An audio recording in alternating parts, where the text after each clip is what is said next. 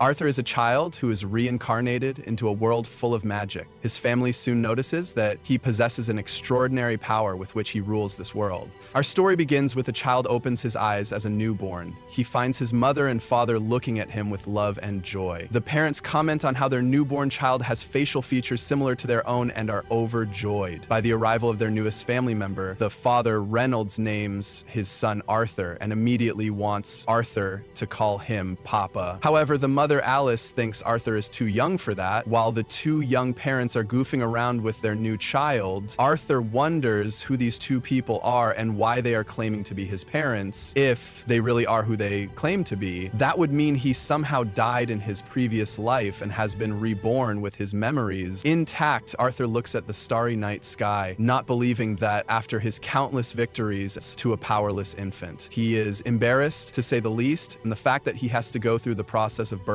is giving him secondhand embarrassment. Arthur doesn't hate his current life, as both his parents are taking good care of him, but he is still displeased. He doesn't want to wear diapers, and he also has a constant sense of fear that someone might hurt him. All he can do to keep his guard up is clench his fist. Arthur's father notices this and uses the opportunity to place his finger under Arthur's hand to show his wife how much their son loves him. Arthur struggles to move, and as he presses too hard, he poops himself, and now his mom has to be the one to clean him. The embarrassment almost makes Arthur want to cry. He wants this bizarre dream to end, but unfortunately this is the harsh reality he must face from now on. Putting that aside, Arthur witnesses something even stranger. His dad is able to conjure magic and use it to boost his strength. His mom also possesses magic and uses it to heal his dad, making Arthur wonder how magic works, as it is a power he has been unfamiliar with in his past life. He is genuinely fascinated by magic and wants to see more to do so. He realizes he must grow up first. Meanwhile, his dad enters the forest and subjugates a beast using his strengthening magic. Soon after, his group of friends visits him to hang out. Let me tell you, they will all play an important role in the later story back to Arthur, since he has nothing else to do. He examines his surroundings and absorbs as much knowledge as possible, because universally, knowledge is power. Reynolds comes back home after the hunting session, and Arthur wonders if he is now in a society where every single individual is allowed to own weapons. If this is the case, it means there is a level of danger outside that has made it so Arthur believes it's only reasonable for him to obtain powers as quickly as he can to adapt to this world. Arthur has many questions which he unfortunately cannot ask yet, but despite all his frustrations, he still feels happy because he gets to have wholesome, priceless moments with his parents in his previous life. Arthur didn't even have the freedom to sleep peacefully because his enemies tried to assassinate him every night. Now that he is finally experiencing peace, he becomes accustomed to his new life after days, weeks, and perhaps months. He learns to crawl and quickly makes his way to the mirror to see how good he looks after getting used to crawling and gaining good control over his limbs. Arthur sneaks out of his bed whenever his parents aren't around and heads to the library there. He grabs a book, wanting to learn more about this world, and discovers that the continent he was born in is called Dickon. Dickon contains 3 kingdoms: the Darv Kingdom, where dwarves reside, the Elenoir Kingdom, where elves rule deep within a forest, and finally, the Sapin Kingdom, where humans live, including Arthur. Arthur's nation is a monarchy, but the throne is inherited, unlike his previous world, where anyone could seize the throne by killing the previous king after gathering basic information about this world. Arthur looks for a book on magic, and in a very cute way, grabs it off the shelf. After getting the book from the shelf, Arthur begins to reminisce on how more developed his previous life was compared to this one. The book he had taken from the shelf was to make him understand why this is so. He intends to study magic, which the people of this world referred to as mana. This can only be passed down from generations to generations and can be seen in just 1 out of 100 people. Furthermore, only 2 forms of mana exist in the world, and they are augmenting, which involves enhancing the body's abilities with mana, and conjuring, which involves projecting mana and controlling it. However, the conjure pleases. While reading this, he is reminded of his mother's abilities earlier, which clearly proves that she is a conjurer, although every person that possesses mana has a mana core, which most spellcasters tap into at the beginning of puberty. When they do this well and master it, they can now become mages. Having read this, Arthur believes it is similar to the concept of Kai, which he is very familiar with. However, he is skeptical about whether this knowledge would serve as a weapon for him being the wannabe Kungu warrior. At that moment, he channels his inner Kai and is about to attain a certain level when his mother, Alice, interrupts him. She carries him up like the bay. And looks at him closely at first. He thinks she has caught on to his charade, but she soon reveals that he must have himself, which he clearly did. The stench, while Alice goes to change his diapers, Arthur is devastated by how much of a prison this body was becoming. He vows to gain more power later on Alice, spends time documenting aspects of Arthur's life, and is so pleased with how much he is improving in this world. However, she is bothered about the fact that he has never smiled at them with eyes. Thought of this makes her sad. He looks out the window to find her husband, Rai, teaching Arthur how to use a sword. He is so happy to inform Alice about Arthur's progress, but she is pissed at him for teaching their young son a very harmful skill. Women are hard to understand hand. She believes he is too young to learn how to use a sword and scolds her husband loudly. On the other hand, Arthur watches them closely and uses them as a framework to understand the structure of marriage, even though he is starting to believe that the world they live in could be ruled by women. Later that day, Alice takes Arthur to the market, and he is so thrilled at everything he sees. Every single item he lays his eyes on seems like a lesson to learn for him. Now I understand why babies look around like they know the place, especially items that didn't exist in his previous world. He even got to observe magic up close, which he found very helpful on the way back. He is gradually falling asleep, but before then thinks about how helpful his family has been to him. They finally get home, and Alice takes him to his room. On the way, she talks about how happy she is whenever he slips out of bed to read, and how curious he is whenever they are at the market. She believes he had gotten these qualities from his father Ray, just like him. She comes to the conclusion that he could end up running off to see the world, but hopes that he would get to live a more peaceful life that evening. Arthur watches his father do some magic and is thrilled at the thought of having someone he could learn from closely. He watches his father raise a few rocks from the ground and changes his mind before he could get incredibly disappointed. Alice comes around. She assures him that Rai is just getting started and urges him to watch even more closely. At that moment, Rai amplifies his magic and ends up pulling off some advanced skills watching him do this. Arthur immediately figures that his father is an augmenter. He gets pumped to do a trick of his own, but his daydream is cut short when his mom informs him that it is now his bedtime. While she carries him to his room, he comes across a book on the shelf and continues to point at him, crying out loudly for her to let him read it. After a brief moment of unleashing his cute face, she is forced to let him read it for a while. Can anyone tell me how this worked? Just as he reads the book, he reminds himself of all the knowledge he has gained in his bid to produce a manicore for himself. He begins to channel all the mana from various points in his body. To one point, he does this for a while, and at the time when his parents thought he would probably be asleep, a loud explosion comes from within the house. When this happens, Ray dives quickly to protect his wife and ends up getting his back burned.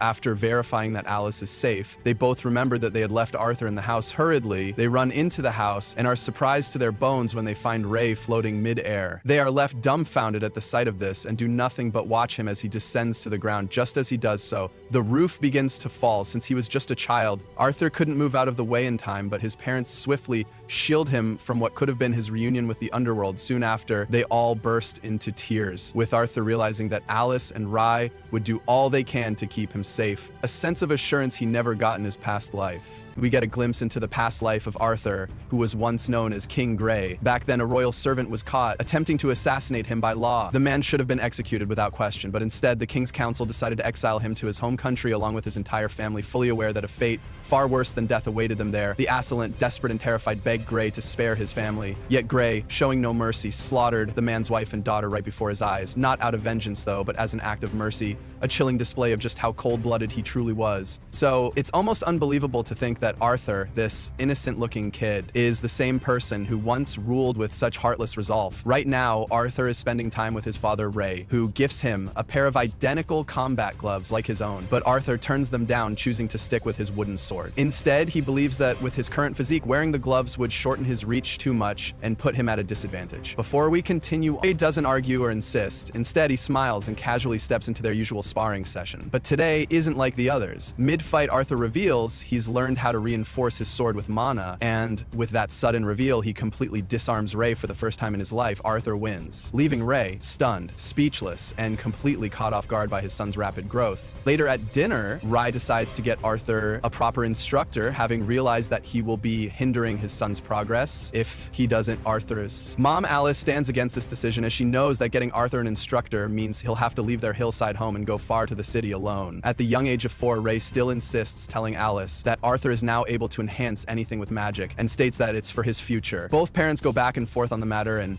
end up in a big argument at the dinner table. So Arthur comes up with a simple solution to create a win-win situation for both of them and proposes that they both come along with him to the city this way. Ray gets to have Arthur trained by a proper tutor, and Alice gets to have her little boy by her side at all times. Arthur's parents instantly agree and start packing immediately for their move to the city. Not long after Ray's friend group, an adventuring party called the Two Horns, comes personally to escort Arthur and his family to the city. Arthur introduces himself to them and to their leader, Adam, who tells Arthur that they've met in the past, but assumes a kid like Arthur wouldn't remember. However, Arthur does remember everything crystal clear. It was back when he blew up the entire house. At that time, the Two Horns came to help rebuild it, and Arthur overheard their entire conversation, learning that his parents were once part of the Two Horns before settling down anyway. When Adam finishes speaking with Arthur, Angela steps in, giving Arthur a tight hug, leaving no room for him to breathe. Duran, the tank of the group, notices the kid's struggle and pulls him away from Angela. That's when Arthur notices a young lady staring at him from the top of the carriage. She is Jasmine, seemingly not that friendly, who only silently watches Arthur from the distance. Arthur gets lost in her eyes when Helen approaches, shakes his hand, and introduces herself and Jasmine on her stead. With the introduction of the Two Horns coming to an end, the journey to Zyra City begins. Arthur quietly comments to himself how primitive this transportation system is compared to his old world where flying cars were the norm still. He doesn't think it's terrible though, especially with his ever-caring mom by his side on the journey. They take several breaks every day, and during one of them, a pack of wild wolf monsters attacks, making Arthur realize firsthand how dangerous the outside world truly is. Jasmine steps up to fight the wolves and, using her daggers, effortlessly takes them down. Ray, Adam, and the other members of the Two Horns join the battle, and soon after they handle the situation, Arthur, as the only spectator, becomes motivated by his companions and begins to look forward to joining them in their next fight. They have a feast later that night when Arthur notices that Alice isn't eating anything at all. She claims she's full, but something feels off. She notices an injury on Ray's arm and immediately gets up to heal him. As she does, the atmosphere shifts. The group becomes cautious, subtly guarding the area to ensure no outsiders are watching. It becomes clear to Arthur they are only taking precautions because healing magic is rare and highly sought after in this world. Apparently, the sole reason Ray and Alice have been living alone in this scarce hillside is to keep Alice's healing abilities hidden from prying eyes. After the feast, Adam borrows Arthur from his parents, wanting to spar with the boy to see if he's really as skilled as Ray claims. The rest of the group is just as curious about the child prodigy's potential, so they gather around, creating an unexpected crowd. Arthur, only 4 years old, wonders if none of them are even slightly worried about him regardless. This marks Arthur's first sparring match against someone other than his father, and unlike Ray, who only used a wooden stick, Adam is wielding a real spear, albeit covered with bandages.